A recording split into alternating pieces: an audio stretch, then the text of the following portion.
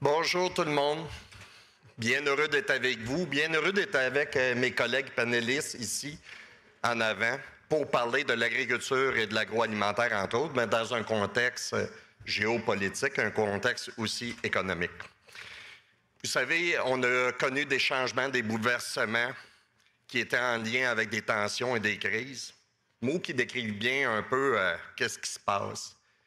Mais vous savez, la guerre, les crises, c'est pas quelque chose qui vient d'arriver en 2021, c'est-à-dire au siècle 2021.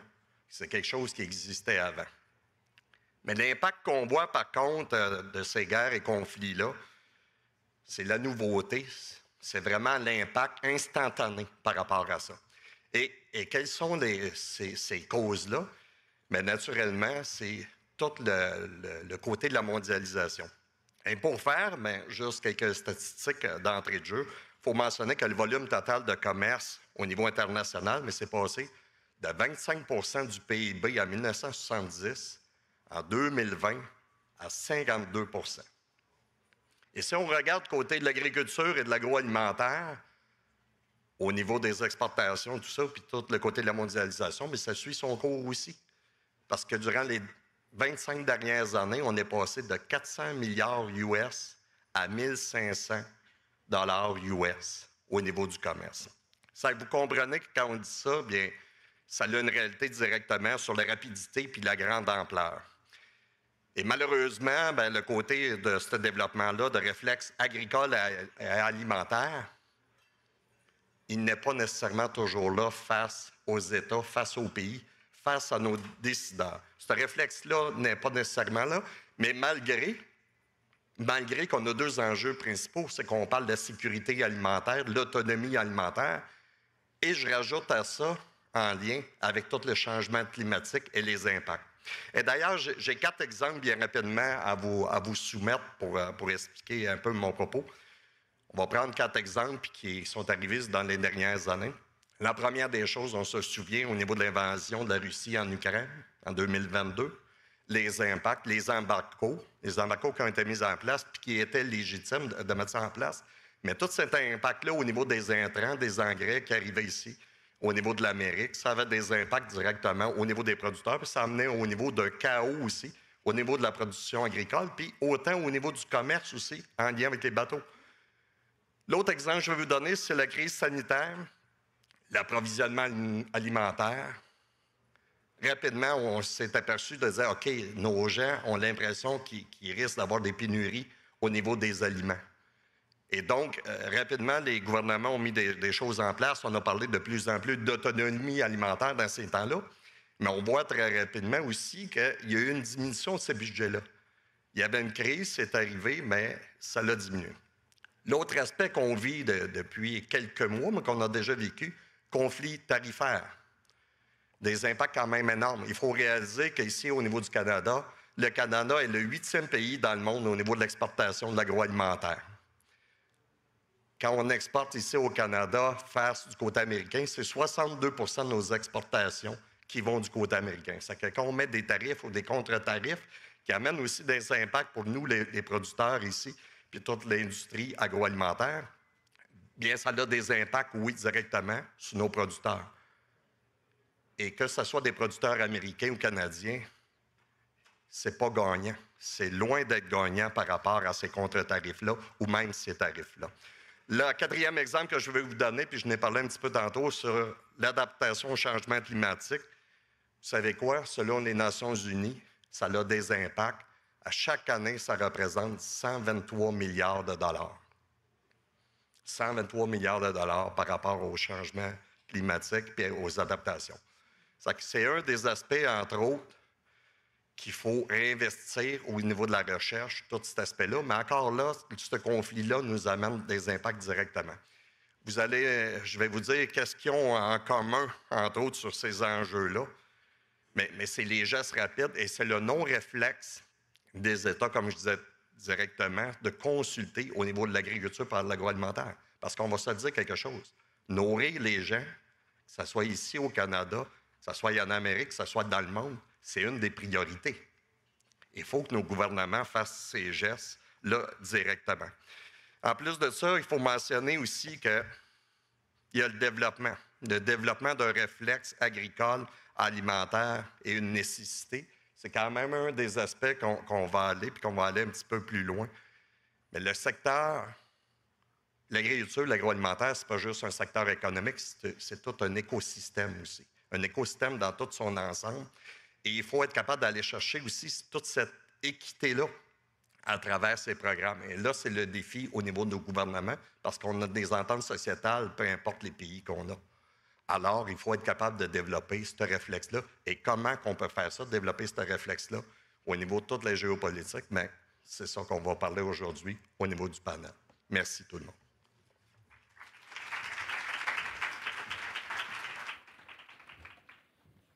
Alors, bonjour tout le monde. Hello, everybody. Good morning. Thank you for joining us here today for this discussion on a very important topic, which is reinventing agriculture and food in a time of world global challenges. So, merci beaucoup, Monsieur Caron. Martin, merci. Je pense que votre mot d'ouverture a bien mis la table pour la discussion d'aujourd'hui.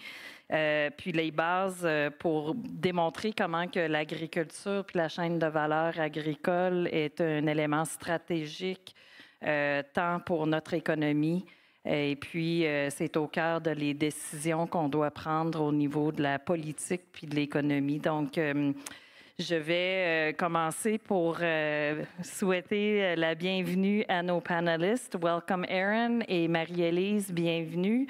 On a une gamme d'expertise très diversifiée ici de partout dans le monde. Aaron is joining us from India. Marie-Lise is from the research sector and of course representing agriculture producers here in the province of Quebec, the president of the UPA. So this will be a bilingual conversation. So if those of you need to use your headsets, please feel free to use them. So as Martin said, we are in very challenging times, lots of uncertainty in the world. Yesterday we heard a lot from different sectors, financial sectors, the business sector, how we've been challenged in the last 5 years with a lot of uncertainty, a lot of global geopolitical tensions. We've seen economic instability, climate change that adds to the difficult, especially in agriculture, the first impacted by climate impacts and weather impacts from climate change. And with that, we have a growing world population and a growing food insecurity and food affordability problem in the world. So I think today's discussion is going to the hope is that we can really look at agriculture and food as being a strategic asset to our country and to the world, and the need for agriculture as a strategic asset so that our governments and that Canada looks at this industry as being a sector and that we can leverage for national security, for food security, both here and around the world, and to be a solution to issues like health, hunger, and climate change. And of course, a key economic driver at the same time.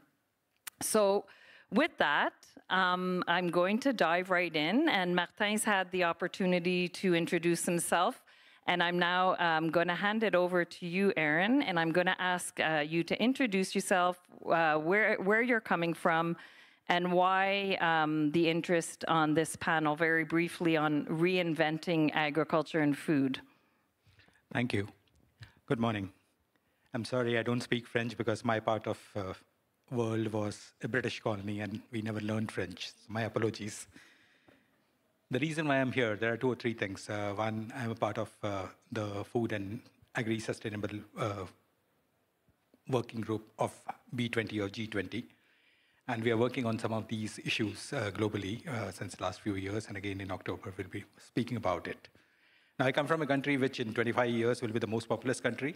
And I'm sitting in a country which probably, in terms of geography after Russia, is the second largest, and probably the potential to have the second largest agri-produce in the world. So it could be a best match. Thanks to you, you mentioned that 62% of the exports are to US, but you are sitting on a 1.4 billion population country where you can export a lot of your goods from Canada. Anyway, so coming to this event, I'm grateful that I'm here because I bring to the table something which is from the, I would say, developing world as well as underdeveloped countries. And that's the reason I thought I should come and speak here. Thank you. Marie-Élise, j'aimerais ça que tu t'introduises. Oui, Marie-Élise Sanson, je suis agronome. Je suis aussi professeure adjointe à la Faculté des sciences de l'agriculture et de l'alimentation de l'Université Laval et aussi co-titulaire du réseau de recherche québécois en agriculture durable.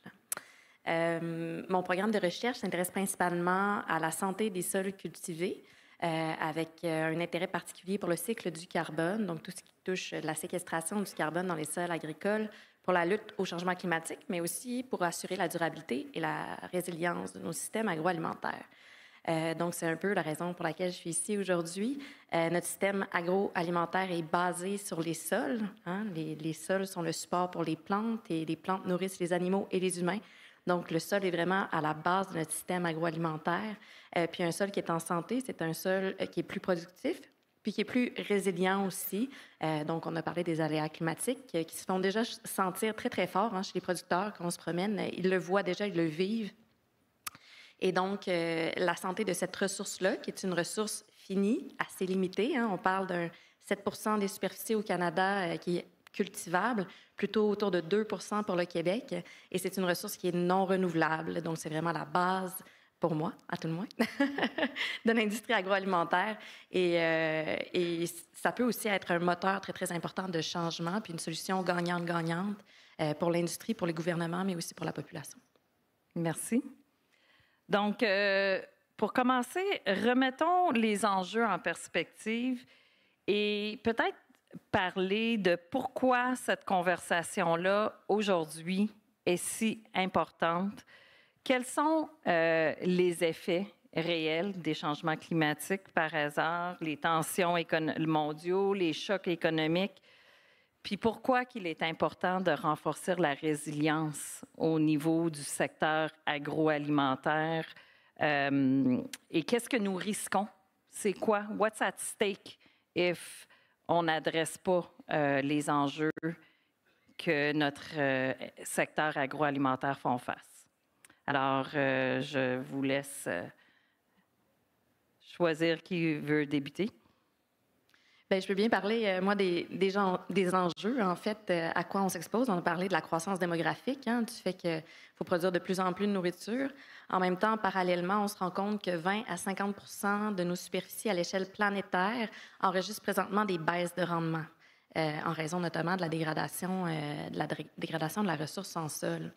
Et donc, ça vient vraiment toucher des enjeux majeurs, parce que si on s'intéresse un peu à l'histoire, on se rend compte qu'il y a plusieurs grandes civilisations à travers le temps qui se sont en fait éteintes en raison d'une dégradation de la ressource en sol. Je pense par exemple aux civilisations mayas ou encore à l'Empire khmer.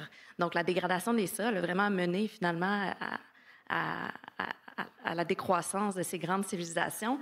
Et malheureusement, à l'échelle globale, aujourd'hui, c'est un peu la même histoire qui se répète dans cette ressource de base-là, qui produit les denrées alimentaires qui nous nourrissent, qui nous permettent de bâtir tout le reste de la civilisation.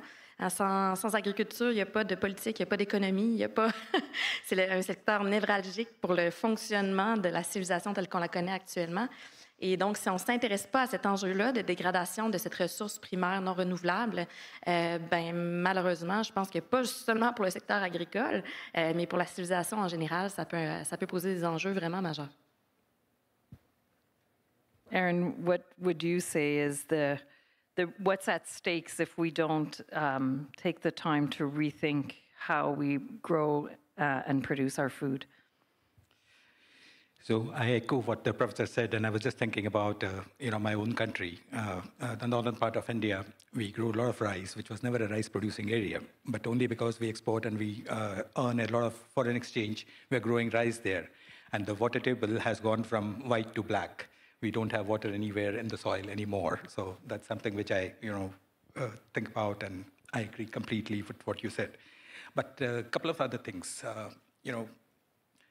Natural resources are something which are not infinite. They're finite, whether it is land, whether it's water. And our population in 25 years' time will grow 50%. So we'll be about 9 to 10, anywhere between 9 to 10 billion people. And majority of the growth is coming more in the sub-Saharan Africa, India, China. And the population will decrease in Europe, in your continent. Now, there are 2 or 3 things, implications for this, for the food security. And before we started this panel, I think one of the panelists had mentioned, when a child doesn't get food, he or she cries. But an old man like me doesn't get food, he fights. And there'll be wars. There'll be wars on water, there'll be wars on food, and they're already happening across the world. Now, the second important thing is the malnourishment. If you go to sub-Saharan Africa or some part of Asia also, malnourishment is a major issue. That's something which is coming out of it. And the third and major issue, again, the crop yields are very, very different across the globe. If you're looking at the crop yields in, say, North America or in Brazil, for that matter, they are at least 8 to 10%, 80 to 100% more as compared to some of the areas in Africa and Asia. Can we do something where you can transfer the technology to some of these countries so that the malnourishment, one is, of course, Canada can export, but second is also give technology to people who need it. And the yields can go up. And it's not necessarily business. Agriculture is never a business. Agri-food is a business. The second part of this is, lifestyle change. And what is changing in the lifestyle? So when I was young, we didn't have so many of McDonald's and we didn't have so much of Coke. But today, the same thing is coming to my country and the whole of Africa, for that matter, whole of Asia. And our lifestyles are changing, our food habits are changing. So from millets, which were not so resource intensive in terms of soil, in terms of water, we are going to wheat, rice, maybe meat, which are more resource intensive. And we require more of each of this. And it's just fashionable to go to McDonald's and eat there, right? We're becoming fat, but we are probably exploiting the nature. And that's something which we'll need to educate people, that we need to probably look at going back to our roots and look at what we were eating and whether it was good for our food and the value chain itself and our own health. So that's something which possibly I'll take from there. Thank you. It's a great perspective. Thank you. Martin, pourquoi? Qu'est-ce que nous risquons si nous n'adressons pas l'enjeu d'amener l'agroalimentaire au niveau qu'elle mérite d'être reconnue? Mais je pense, puis je rejoins Marie-Élise puis Aaron en lien avec ça. On a parlé de stratégie côté alimentaire, food security.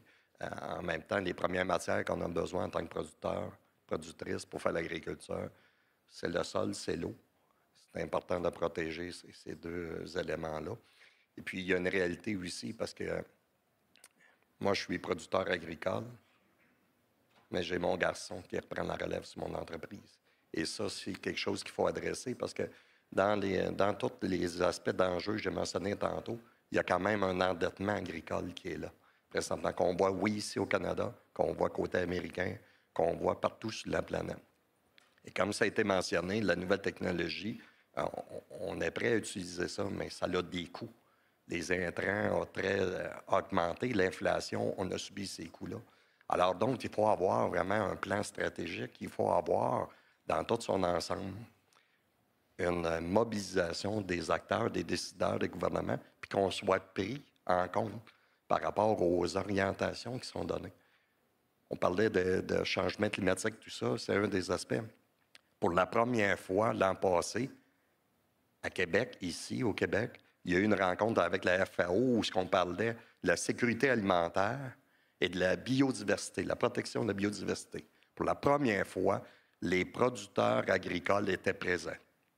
Sur 300 personnes, il y avait 100 producteurs agricoles qui venaient de 36 pays. Mais vous savez, c'est quand on décide des objectifs au niveau des COP, tout ça, qui sont légitimes, mais en même temps, il faut s'adresser là parce que c'est nous qui avons à vivre avec ça, avec les enjeux. Puis tout le développement, c'est que je pense qu'il faut arrêter de voir l'agriculture et l'agroalimentaire comme une dépense, mais beaucoup plus d'un investissement. Puis il faut investir, oui, dans nos entreprises, il faut investir. Puis là, je vois que Marie-Élise n'y a peut-être pas été, mais il faut investir dans nos centres de recherche. C'est avec ça qu'on va y arriver aussi, les nouvelles technologies, puis dans tout son ensemble. C'est qu'il faut voir ça comme un investissement. Puis je me répète, là, c'est quand même pas rien, nourrir les gens là, sur la planète. On a des producteurs, productrices dédiés pour ça. Là. Et comment qu'on peut les aider et comment qu'on peut aider la future génération qui est là. Il faut qu'il y ait un côté profitabilité parce qu'on ne pourra pas y arriver sinon. Oui, puis Martin, tu as touché sur quelques solutions, puis on va sauter dans les solutions dans quelques minutes. Mais avant d'aller là, j'aimerais ça justement renforcer le message des Nations unies, puis les statistiques qui sont alarmantes. On dit de l'Organisation des Nations unies pour l'alimentation et l'agriculture, la FAO, indique que d'ici 2050, mon micro, d'ici 2050, qu'on doit augmenter la production agricole dans le monde de 70 parce qu'on va être 9,1 milliards de personnes sur la Terre.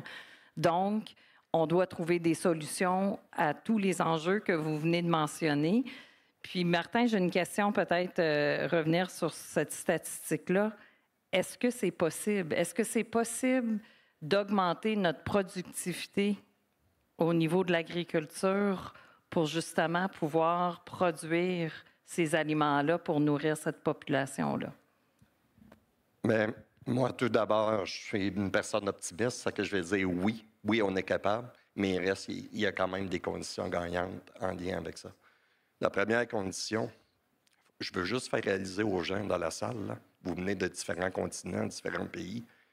Écoutez, là, en moyenne, les budgets de nos gouvernements pour l'agriculture et l'agroalimentaire, c'est à peu près 2 % des dépenses qu'on investit en agriculture et en agroalimentaire. 2 % pour le geste le plus concret de nos populations. Et ici, on va parler du Canada, Québec, que je connais bien, c'est 1 %. Comment à 1 % ou à 2 % qu'on peut relever ces défis-là? Alors, la première chose qu'il faut avoir, c'est des investissements concrets, puis d'augmenter ces budgets-là et de voir comme un investissement à tout l'ensemble. Un producteur agricole, c'est pas juste de nourrir, ça protège des patrimoines comme au niveau des érablières, des arbres, le sol et même aussi au niveau de l'eau. Tout le côté de biodiversité, c'est des aspects.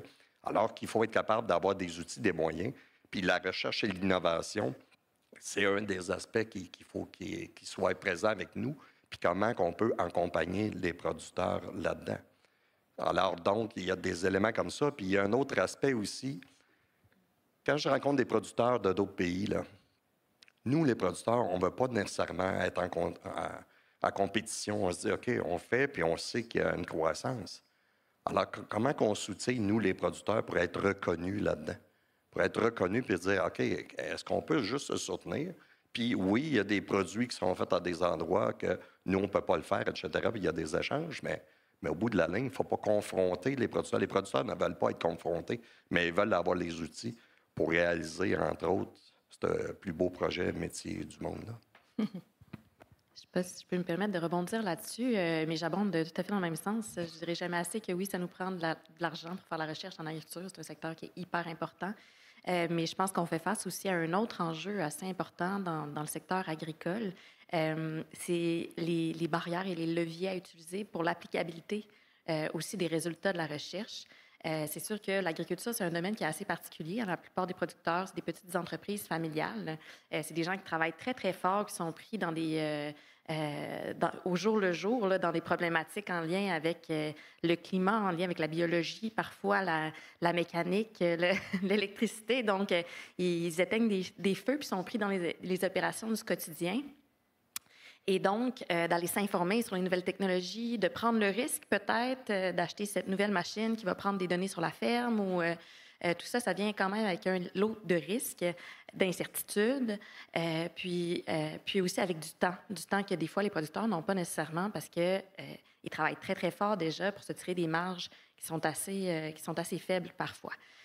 Donc, je pense que pour mettre en place ce que la recherche va nous amener comme connaissance, je pense aussi qu'il va falloir, à quelque part, faire preuve de créativité et d'audace à une échelle un peu supérieure au niveau politique pour reconnaître le secteur agricole comme ce qu'il est, hein, à la base de la société. C'est ce qui nous permet de nourrir les gens. Puis je pense que c'est de cette façon-là, finalement, qu'on va pouvoir réussir à appuyer les producteurs et productrices agricoles dans leur changement de pratique. Parce qu'il y a des méthodes là, dont on parle du semi-direct depuis très longtemps. Là, on parle des cultures de couverture depuis plusieurs années. Mais dans les faits, quand on regarde le taux d'adoption à l'échelle de la province ou même du pays, les taux d'adoption sont relativement faibles. Puis c'est pas pour pointer du doigt les producteurs, c'est à cause que les producteurs évoluent dans un système de libre marché. Puis, comme vous disiez, au niveau financier, bien, c'est pas tout à fait évident non plus. Donc, ils prennent les meilleures décisions qu'ils peuvent pour s'assurer que l'année même, ils vont avoir du rendement, leur entreprise va être profitable. Puis pour l'année d'après, ben on verra.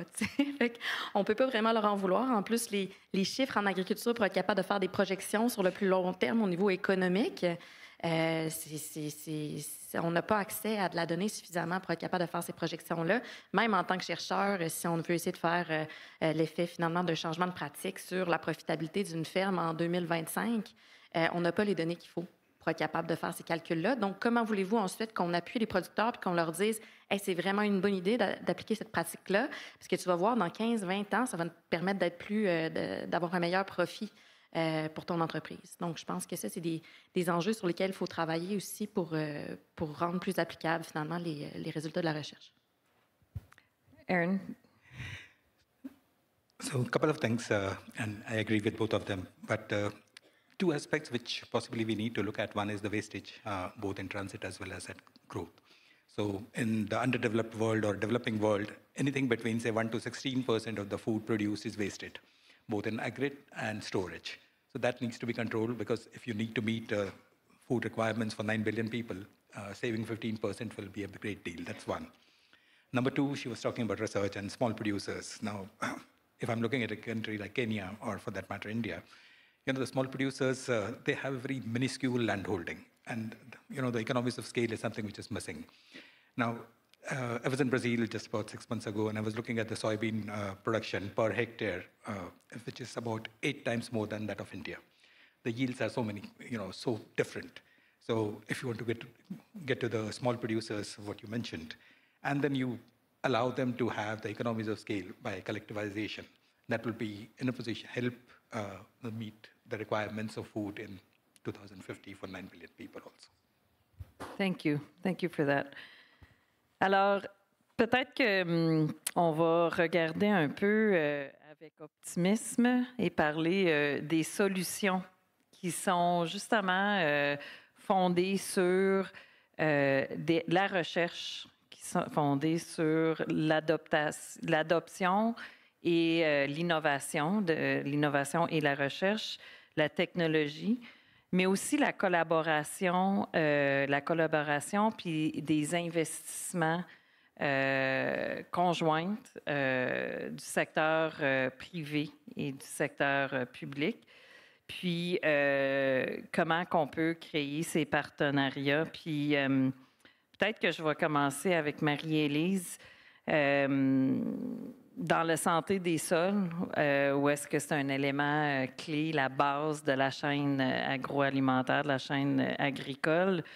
Et dans ce monde de transition-là, plus spécifiquement au niveau des changements climatiques, comment est-ce que la recherche scientifique peut-elle renforcer la résilience agricole? On a parlé un petit peu tout à l'heure, mais qu'est-ce qu'on peut faire de mieux au niveau de la recherche?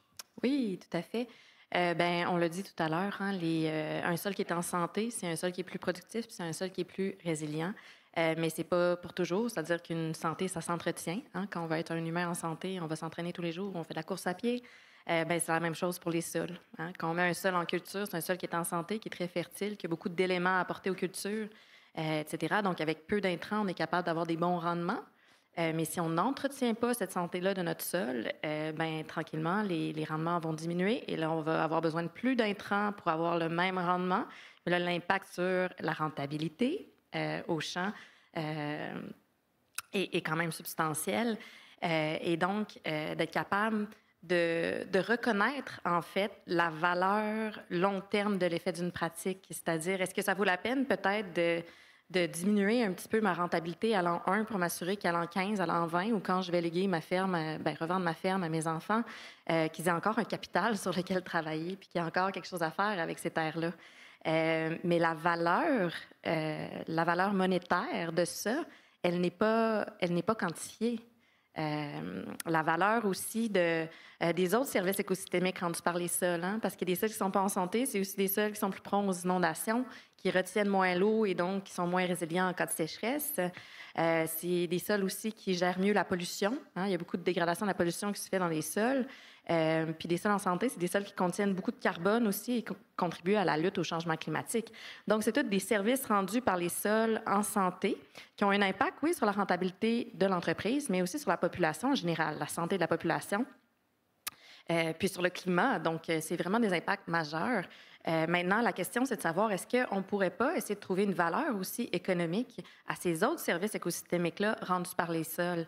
Parce que tant qu'on ne fera pas ça, je pense que tant au niveau de la ferme qu'au niveau des instances gouvernementales, ça va être dur d'avoir le moteur suffisant pour être capable de faire les changements parce que les décisions vont continuer à être prises sur la base d'une espèce de perception du rendement sur le court terme là des mêmes. Encore une fois, je pense que c'est naturel que ça se passe comme ça. Puis c'est difficile de faire les prédictions parce qu'on n'a pas accès aux chiffres. Donc oui, il y a de l'espoir. Oui, on a plein de belles pratiques qui pourraient nous permettre de repenser un peu notre système agricole pour aller justement améliorer la rentabilité, la durabilité, la résilience de nos systèmes. Mais c'est sûr que ça prend encore de la recherche. Puis un des enjeux qu'on a, nous, les chercheurs en agriculture de façon générale et peut-être même spécifiquement avec les sols, c'est que les sols, c'est des milieux naturels qui évoluent très, très lentement. Donc, des fois, on aimerait avoir des réponses très, très rapides, mettre des chiffres rapidement sur la dégradation. On en est où? Où est-ce qu'on s'en va? Mais l'idée, c'est qu'il faut vraiment soutenir des réseaux de suivi de l'état des sols, des parcelles de recherche de longue durée. Et c'est comme ça vraiment qu'on va arriver à avoir une valeur monétaire sur les autres services écosystémiques rendus par les sols. Puis je pense que c'est ça que ça prend pour accompagner vraiment les producteurs, les instances gouvernementales à prendre les bonnes décisions pour maintenant, mais aussi pour le futur. Puis pas juste pour l'environnement, mais aussi pour la rentabilité puis la durabilité de l'entreprise. Puis justement, on a parlé des stratégies de nos gouvernements puis de nos politiques pour permettre à l'évolution de ces technologies-là ou des éléments de recherche. Peut-être, Martin, ça serait quelque chose que j'aimerais t'entendre. C'est quoi les éléments concrets là, au niveau de partenariat public-privé là, pour aider à faire avancer la recherche puis l'innovation? Comment que tu verrais ça? Bien, dans un premier temps, c'est sûr que ce partenariat-là est très important. Puis d'ailleurs, quand on est à la conférence de Montréal, ici, ça nous permet de rencontrer plusieurs personnes. D'ailleurs, je remercie la famille Rémillard de nous inviter à ces événements-là parce que ça permet d'avoir un contexte puis d'échanger avec soit l'industrie agroalimentaire, c'est que le côté parapublic ou le côté privé est quand même un élément assez essentiel et qu'on se donne une vision. Et bien souvent, c'est pour ça qu'on demande aux États d'avoir cette vision-là, le lien. Marie-Élise parlait, exemple, des biens services écologiques, mais c'est d'autres façons qu'on peut aller chercher, entre autres sur des biens services écologiques, qu'on peut avoir un montant d'argent. Alors, c'est d'avoir cette vision-là globale au niveau de l'agriculture, je disais tantôt l'écosystème, puis il y a différents moyens qui sont là pour être utilisés. Puis, je vais vous donner un exemple. Laboratoire vivant, Living Lab. Ça n'est une belle formule, ça, où ce que les chercheurs, les conseillers sont là, le privé est là, l'industrie est là, et les producteurs sont là, puis on regarde ensemble, OK, voici les objectifs, voici qu'est-ce qu'on a à remplir. Et il faut donner ces outils-là. C'est rendu qu'on se sert du Living Lab, pas juste au niveau de la durabilité ou bien non, tout l'aspect des gaz à effet de serre, mais on prend ça aussi avec des systèmes alimentaires territoriaux. On est en train de regarder des Living Labs pour s'assurer comment on peut développer l'agriculture puis l'alimentation directement avec nos communautés. Et Aaron mentionnait tantôt, soit au niveau des pays d'Afrique, tout ça, il faut y aller avec différentes doses, s'adapter à la réalité qu'on vit tout le monde. À l'UPA, on a l'UPA Développement International et on fait des missions comme ça, où ce qu'on échange entre producteurs, les façons de faire. Et ça, c'est une plus-value aussi. Comment nos communautés partout dans le monde peuvent échanger ensemble, trouver de nouvelles façons d'y arriver. Mais l'exemple de laboratoire vivant est un bel exemple parce que tout le monde est mis au même niveau. Ce n'est pas quelqu'un qui arrive et qui dit « vous allez faire ça comme ça ». Puis dans cette importance-là, c'est vraiment essentiel. Puis, on sait que justement, les laboratoires vivants ou les fermes d'innovation, où est-ce qu'on applique la recherche sur des plus petites superficies, des parcelles de ferme pour justement valider la recherche, valider les technologies, puis ensuite permettre aux agriculteurs de voir les résultats, puis adopter ensuite cette technologie-là, c'est quelque chose d'important, mais ça prend de l'investissement, puis ça prend des gens qui sont intéressés à y participer. Aaron, dans votre pays, j'aimerais ça t'entendre sur, and I should be speaking to you in English. I'm sorry, I'm switching back from French, but I'd like to hear you, Aaron, on India. You mentioned earlier how productivity, there's a lot of differences around the world and how our food is produced with different levels of productivity. And we know that innovation is what's needed to become more efficient in the way we produce food so that we can actually feed the growing population in the world. What has your country done and what are they doing, maybe locally in your world, but also globally? You touched on, sharing innovation and knowledge. And how can we also not only look at our own little countries, everybody, but how do we work together in the world to be able to advance the investment and the requirements to advance technology and innovation? Thank you. You mentioned about organic or biological food. Now, if I'm going to a small producer, I'm talking to him about sustainable development and biological or organic. He comes and tells me that my productivity goes down by 15 to 20% if I'm going for organic food. Am I going to give him a premium to buy that food and ensure that the soil is sustainable for a long term? That's the commercial value of it. She mentioned about carbon. Now, at my exchange, I run an exchange, a stock exchange, which also deals in commodities. We are developing the carbon derivatives. Now, the carbon market globally is a very opaque market. It's a buyer's market. The sellers have no value in that. And the small producers in some of these countries, which I'm referring to, they have a lot of carbon credits. They can get benefits out of it. Now, at the policy level, at the government level, we can bring in transparency where small producers can get benefit of carbon sequestration, benefit of carbon credits. So in addition to whatever he earns by selling his products, he also earns because of carbon. That's a policy requirement which we are trying to do in our government, and we are also trying to promote it globally through the G20. That's fun. Second, she mentioned about the small producers. I think, Quebec also had once upon a time an issue where, as the generation passed, the landholding became smaller and smaller. Now, what is the antidote to that? How do you increase possibly two things? One, productivity, and second, the cost of inputs. That is something which, at the policy level, which collectivization is something which we are looking at from the cooperative perspective. We have a milk cooperative, Amul, which is bigger than a couple of the Canadian milk producers like Saput or Gropur. I don't know, these are the two largest. Now, Amul is a cooperative which is 3.6 million people.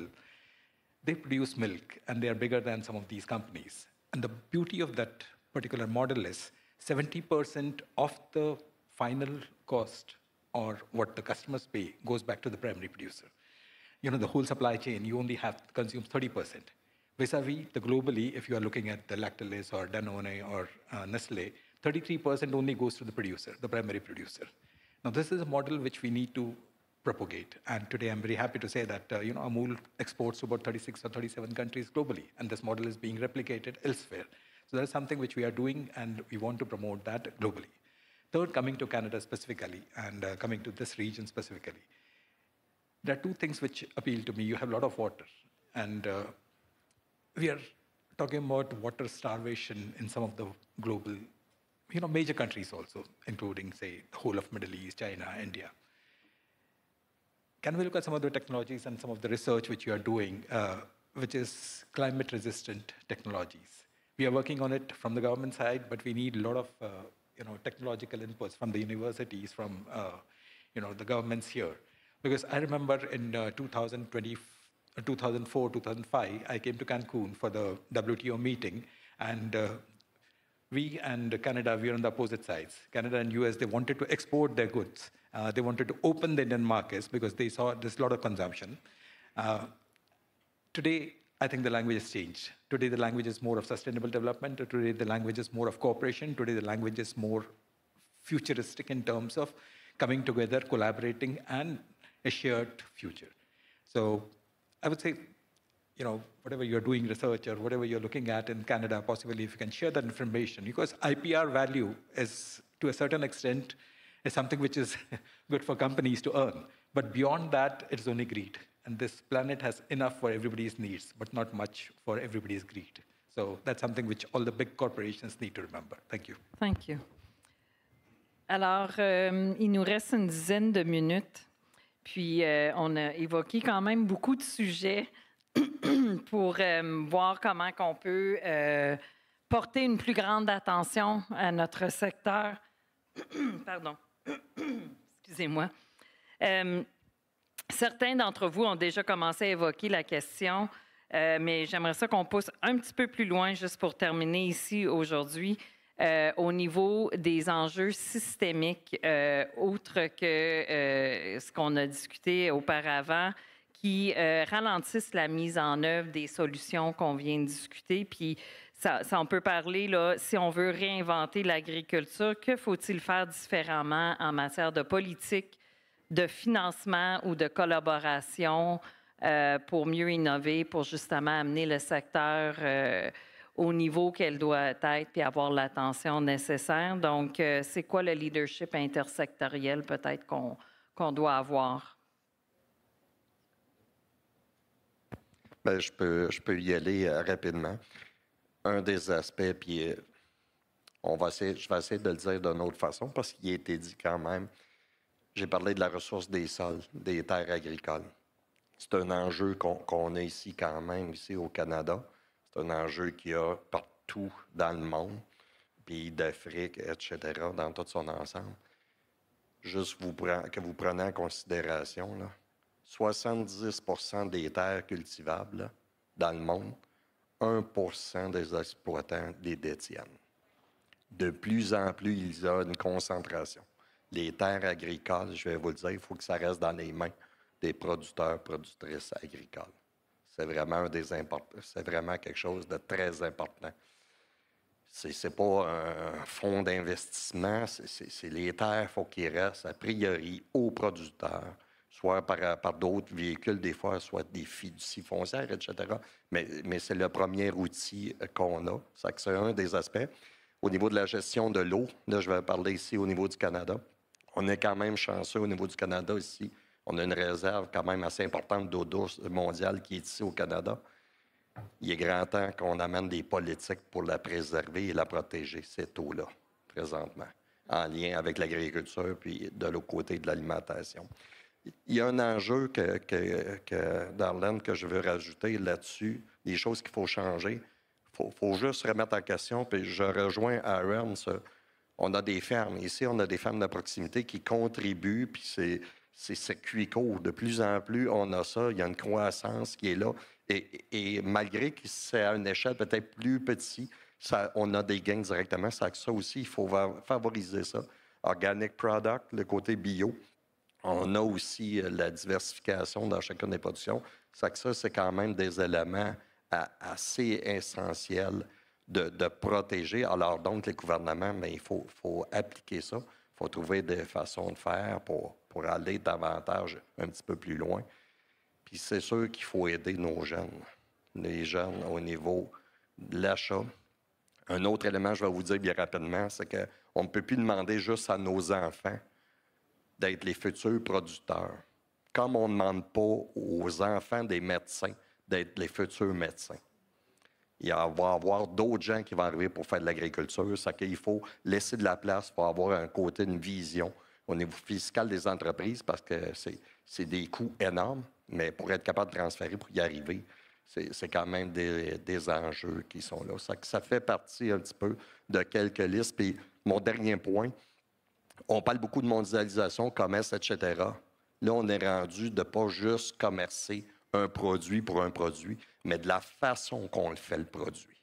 Parce que quand on a des pays qui respectent les ententes ou les objectifs au niveau des COP, bien, il faut que ça aille une plus-value parce que le pays et les producteurs ont investi là-dessus. Il faut trouver une nouvelle façon de faire, que quand on fait du commerce, ce n'est pas juste le produit fini, mais c'est tout au niveau des ententes sociétales et, entre autres, au niveau de la main-d'œuvre. Marie-Élise? Oui, je peux bien ajouter que, personnellement, je trouve que dans un contexte justement de tensions géopolitiques et de pression climatique, puis là, c'est une opinion assez personnelle, mais moi, j'ai l'impression quand même que les pays puis les instances gouvernementales qui vont décider d'investir prioritairement dans le secteur agroalimentaire, puis pas juste investir pour dire qu'on s'en sort aujourd'hui selon les règles d'aujourd'hui, mais de dire comment on fait pour s'assurer que c'est un secteur qui devient ou qui reste durable et surtout résilient à travers les années. Je pense que c'est une opportunité stratégique incroyable parce qu'à travers toutes ces tensions et ces pressions-là, si on se place comme des joueurs qui sont encore capables de produire des denrées alimentaires, quand c'est difficile, quand c'est difficile à produire en raison de toutes ces tensions-là, notamment climatiques, je pense qu'on se positionne très, très favorablement. Puis ça donne une opportunité pour le secteur agroalimentaire de prendre une place importante, finalement, dans l'économie canadienne, entre autres. Donc, il y a ces enjeux-là. Je pense que pour y arriver, ça, c'est une autre question. Puis là, je me rappelle que je suis une scientifique sur les sols et que les détails en termes de politique et d'économie, je ne possède peut-être pas les connaissances suffisantes pour mettre de l'avant une solution. Mais ce que je sais comme scientifique, c'est que ça va nous prendre de la donnée. Ça va nous prendre de la donnée pour analyser, pour appuyer aussi les décisions qui se font à une échelle peut-être à une plus grande échelle. Puis c'est quelque chose qu'on n'a pas en ce moment. On n'a pas assez de données. Donc, je pense que la gestion de la donnée, la façon de gérer la donnée aussi va être importante parce qu'il y a beaucoup de données qui appartiennent aux producteurs. Donc, qui génère la donnée, comment est gérée la donnée, à quelle fin est utilisée la donnée. Il faut s'assurer quand même qu'à travers ce jeu-là de données, les producteurs sont respectés aussi, puis la donnée est utilisée pour vraiment appuyer le développement d'une agriculture plus durable et résiliente. Donc, c'est les points que j'ai amenés là, à ce niveau-là. Aaron, you've got the last word on this panel, so I'll leave it over to you to tell us what you think we can do to make sure that this industry remains resilient and for the future. Thank you. So a couple of things, and I was smiling when she was mentioning data, because I remember when I'm speaking to my government in Delhi, the first thing that they say is, what is USDA saying? You know, we don't have our own data. We refer to the USDA data, the United States. So that's across the globe. Nobody has data, and that's a problem globally. But I'm very happy in the last 5 years, a lot of things have changed, and they've changed for better. No doubt Ukraine happened, no doubt Corona happened, but thanks to these two, a lot of things have changed. What I think about the world post-Corona and post-Ukraine, two things significantly stand out. There's an African proverb called Ubuntu, and something similar happens in Philippines, which is called Bayanihan. We go together, there's a collaborative approach. So whether it was in the vaccine that we produced and we gave it to the third world countries for free or we distributed it, or for the efforts of countries like Canada, which helped Ukraine sell wheat to Egypt, which was starved of bread at that point of time. Things are changing, things are becoming collaborative, things are becoming more positive. And one of the things which we didn't discuss was risk management for the small producers. Suddenly, in Canada, you have only one crop, right? And we have multiple cropping systems. But if rain fails in India, the small producer is wiped out. In Canada, suppose one particular season goes bad, maybe because of a war like Ukraine or Corona, that particular year, the small producer will go out of business. What do we do for situations like that? Thanks to Ukraine, thanks to Corona, we have learned globally that how to manage some of these risks. So that's a good sign. The third, as I mentioned, in G20, B20, we are discussing some of these issues. And I'm thankful from 2004 to 2025, politically at least, there is a consensus being built both in the developing world and developed world that food security is supreme. It's not a business anymore. It's a survival for the mankind. And I'm very happy that we are in the right direction. And I don't know whether I'll be around in 2050, but I think the future is safe for the future generations. Thank you very much. Thank you for leaving us on that positive note. There are challenges that lay ahead, certainly for the sector and agriculture, but I think it's a very important sector that we all should take seriously and really invest some time and energy in better understanding why agriculture is a key lever for not only Canadian economy, but for the world economy and food security around the world. So thank you all. Thank you.